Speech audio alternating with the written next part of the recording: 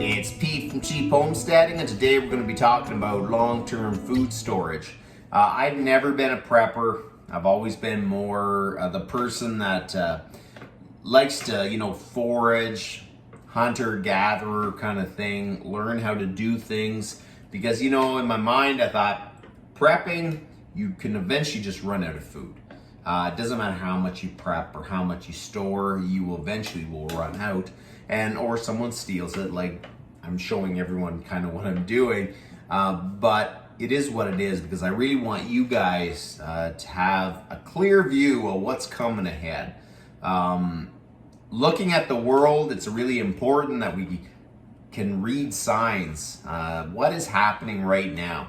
What is happening right now, we've come through a huge pandemic or whatever it was, and a lot of people are in debt. They're already in debt, and they're in trouble to begin with. On top of that, you have droughts out west, limiting the amount of crops that are being grown. Crops in Europe that can't get out because of events that are happening there. We have gas shortages in different places around the world. The gas has been shut off to Europe, winter's coming. So looking at everything, we have a military aspect, we've got like a financial aspect, we got a health aspect. Everything is right there to have a major downturn in the economy. Inflation is still going up. Europe's inflation is crazy.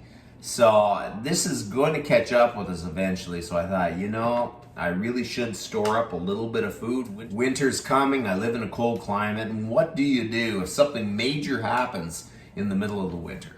You can't expect the government to come and try to bail you out. You kind of have to do a little bit of preparation for yourself. So that's what we're going to do today. I got some Mylar bags, and we're going to try to start packing for long-term storage some dried beans. I have never stored things in Mylar bags with oxygen absorbers. I just have never done it. So go easy on me. That's what we're going to try to do today. I'm going to store some dried beans for long-term storage. So let's go. So we did a quick run to Costco and stocked up on some stuff. A lot of this stuff is dried or is easily stored to begin with, but you do need to put them in Mylar bags and suck the air out of them. So that is what we're planning to do. I don't know how long this will take for me to actually do all of this, but we're gonna start off with the beans and see how it goes. So I looked on Amazon, and there was these kits, and they basically had multiple size Mylar bags with the oxygen absorbers. So I thought that was kind of the best deal, so I got them. They come with different sizes. Here's your oxygen absorbers. You got some pretty big bags. You got some really big bags. And then you got these.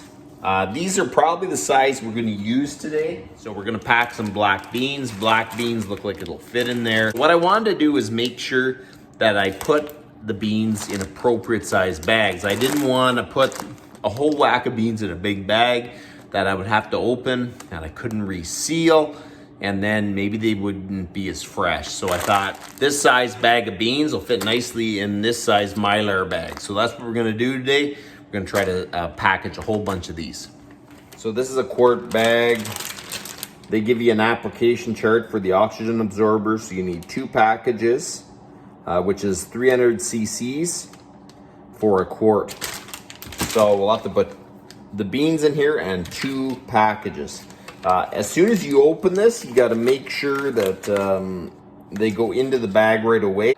So what I think I'm going to do is fill up the bags with beans first, get them ready, and then we'll try to throw them in, seal it, and everything should be good to go from there. So the bags do have Ziplocs, but I am going to seal the top of the bag with my Midwest Pacific bag sealer. I got this at a garage sale for $20. It was a super deal. The guy used to pack parts with it, so I was pretty happy to get it. Okay, so let's start filling the bags. I'm just gonna go at it. We're gonna fill as many as I can. We're gonna seal it and then see how this goes.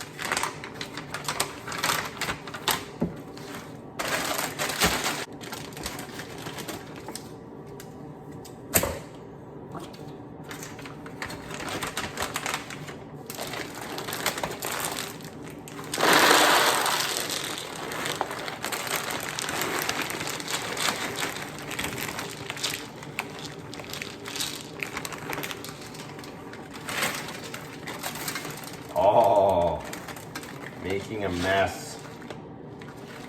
Okay, so this bag doesn't hold as much as someone would think. Oh, actually, it's amazing how much it settles.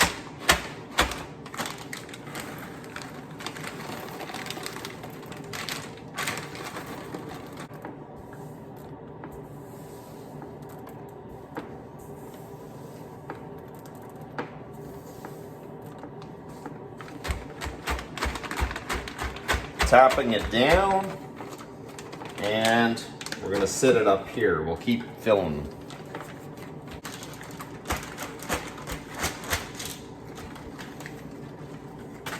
Okay, so you definitely have to bang the bags. You're making a mess. You definitely have to tap the bags down. Oh.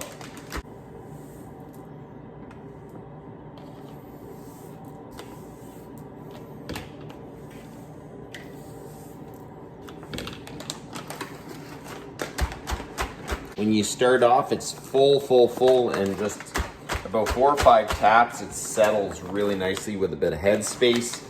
Got the pack of oxygen absorbers. It's really important when you cut the bag open, you throw them in, seal the bag.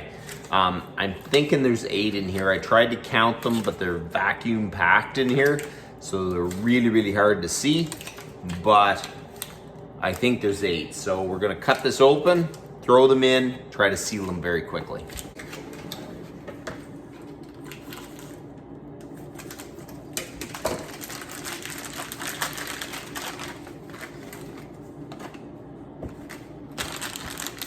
Two for each bag, I think. And zip.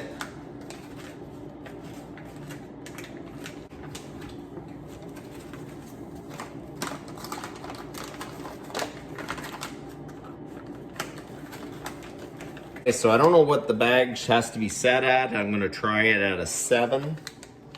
And I'm gonna try to seal just above the rip tab. And we are going to try this.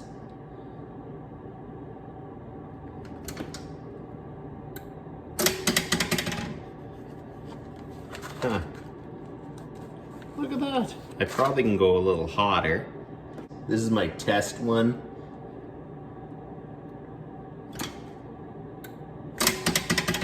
Ah, yes.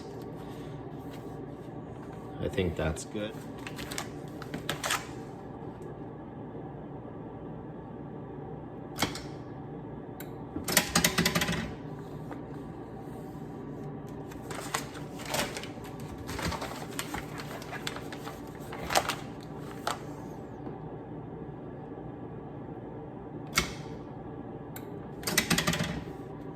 Oh.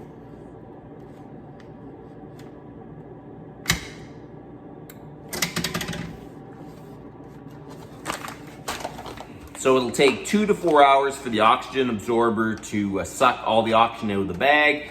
If you don't have oxygen in the bag, the microbial action can't happen, so it really can't go bad, it can't degrade. So it's kind of the only way to store stuff long term that'll just last for a long time. I packed all my black beans, a little bit of popping corn, so when I know that this works, I'll continue packing the rest of the stuff. It's kind of smart just to make sure this works before I do it all. But that's about enough for today. You guys have a good one.